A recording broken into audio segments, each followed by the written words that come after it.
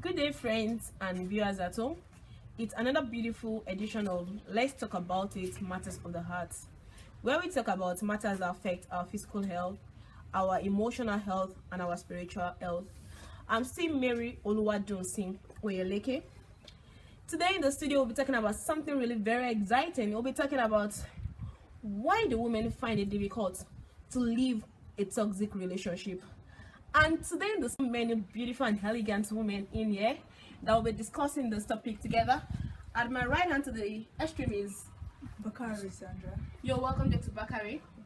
Thank you. And she is I'm Grace Okoro. Dr. Grace Okoro. And Victoria Ojuku. you're welcome, ma'am. Thank you. And she is Arafina Mercy. Rafina Messi, you're welcome. We'll just be kicking right away, talking about why do women find it so difficult to leave a toxic relationship. Let's start by what is a toxic relationship? Can you just in a jiffy tell us what you think a toxic relationship is? Okay, in a jiffy, I'll say when you hear the word toxic, what comes to your mind is like dangerous. So, toxic relationship should be a relationship whereby you are into and it's becoming dangerous to you, to your emotion, to your health, or to your sanity. It could be something that you really don't like the situations around. You know, it's influencing you. You are no more the person you used to know yourself to be. It's changing you to a bad, a negative effect. That's That's true. what I think. Thank you so much. Dr. Grace, would you like to add something to that? Yeah, I would like to add something to what she has said. She really said something very beautiful. You know, as she said, it's something very hurtful, and it's like a chronic process. It's not just something happening just once. It means, it may be happening for a period of time, and then you can handle this, and you're still there. Wow. And according to Colossians chapter 2, verse 10, it says, "You're complete in Him." You know, you're complete in God. So you don't need someone to make you complete or make you even perfect. Well, thank you so much. That's a very great opening thing. So, please can you help me with what do you think the red signs to know that this relationship is getting toxic? Okay, thank you very much. Thank you. The Bible said that we shouldn't be deceived, that bad communication actually corrupts good manners. Yeah. For you to know something that's very red, just like what she said, that's something that begins to give you a red signal. You're not who you used to be. You're changing from yourself to another person. You're not flowing again with God. Your attitude, everything is changing. You're losing yourself in the line. Excuse me, I think that's a very big flag. Wow. Thank you so much. Do you like to add something, ma'am? Well, I totally agree with what she said. But my questions will be, have you lost your self-esteem? Do you still know who you are? Are you now changed into like the negative part of what you think you're supposed to be? And when you answer these questions and you deliberate on it, then you will know if truly you're in a toxic relationship. or Wow. not. That's great. I've really learned a lot from this great woman in here. I'm so happy to have you around. Thank you so much.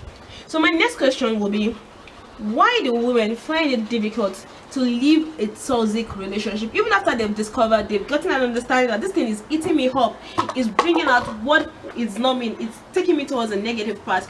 Why can't they just pack their loads and leave? Okay, this question I'll be answering it. I would like you to answer it in two forms. As a single ladies, why do they find it difficult to leave a toxic relationship? Then as a married woman, why do they find it difficult, or can't they, or shouldn't they? So I'd like us to start with the first part. I would like everybody to contribute because I believe we all have something really great to offer. So let me start with you. Why do you think single ladies find it so difficult to leave a toxic relationship? Alright, just like we said earlier, Okay. in a toxic relationship, some people have succeeded in losing themselves. Okay. So losing yourself, for you to get your courage back to come out of it could be very, very difficult.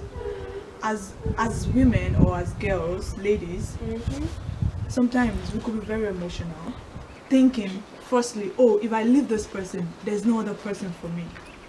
Thinking that I'm nothing without this person. Like just having a feeling like that you've actually lost everything, that you've lost yourself and you have nowhere to start from. But to be sincere with you, I think that's really a very bad notion. As ladies, as women, we're really strong, and with the help of God, you can really achieve a whole lot of things and go places. I love that. So I really think that's one of the reasons. Thank you so much. That's a great contribution. Maybe you could go in from there. Okay. Why do you think women really find it so difficult to leave a toxic relationship?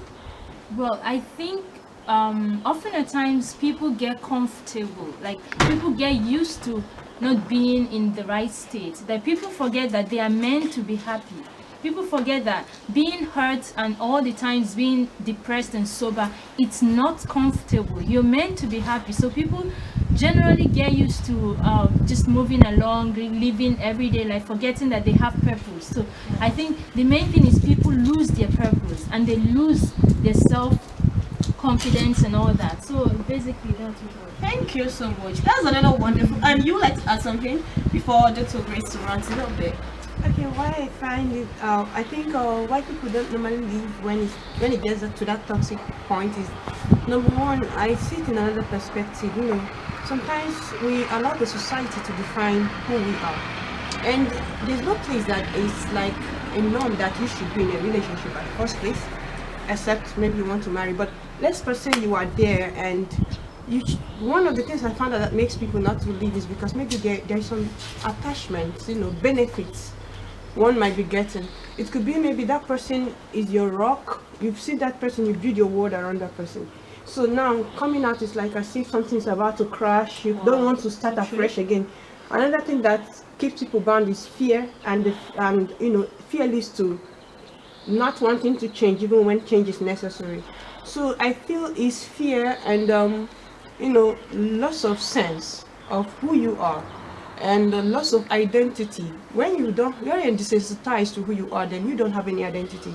So the one you see is what you Think is the best you could ever Yes, have. Well, yes. thank you so much. Thank you for those beautiful contributions. Dr. Grace, you'd like to say something about that, huh? Yeah, I actually will elaborate on the identity part. You know, when someone loses the identity, it means you've lost your purpose.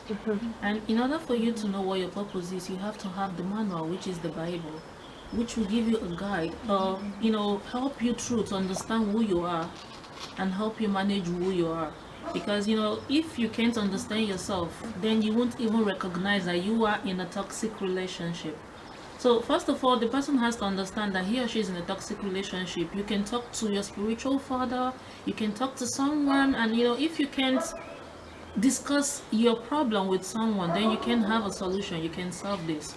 Thank you. And Okay, I think another thing is people believe, you know, in terms of marriage or maybe in terms of when they're single, they believe they're having the best sex, the way it's been called in the world, yeah?